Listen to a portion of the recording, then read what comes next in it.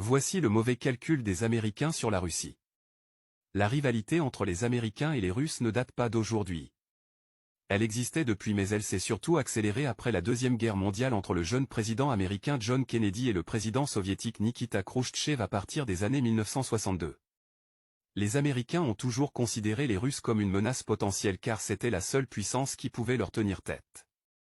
Les Américains ont toujours voulu régner sans partage sur le monde. C'est pourquoi ils ont tout fait pour provoquer la dislocation de l'Union soviétique. Après la chute du mur de Berlin, la Russie était tellement affaiblie.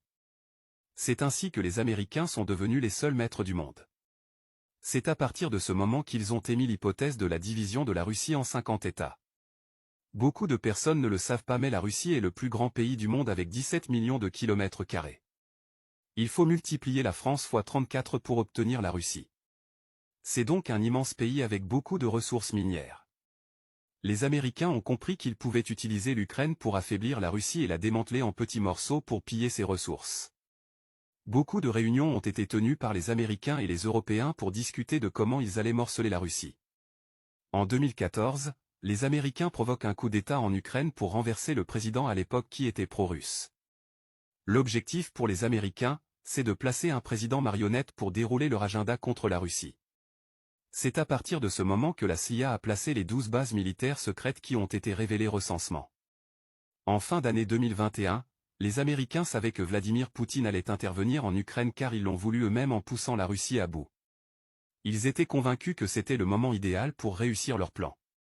Ils avaient déjà préparé les sanctions économiques qu'ils vont appliquer à la Russie. Quand Vladimir Poutine lance en 2022, les Américains en réalité étaient très contents car le moment tant attendu est arrivé. Ils ont profité avec leurs vassaux européens pour imposer plus de 18 000 sanctions à la Russie. Les Occidentaux étaient très convaincus que l'économie russe allait s'effondrer. C'est à partir de ce moment que Bruno nous l'annonçait avec assurance que l'économie russe sera à genoux bientôt. L'objectif des sanctions est de provoquer des soulèvements populaires en Russie pour renverser Vladimir Poutine et le remplacer par Navalny pour dérouler l'agenda américain. 2 après ils se sont rendus compte que l'économie russe se porte toujours bien. Leur mauvais calcul n'a donc pas marché.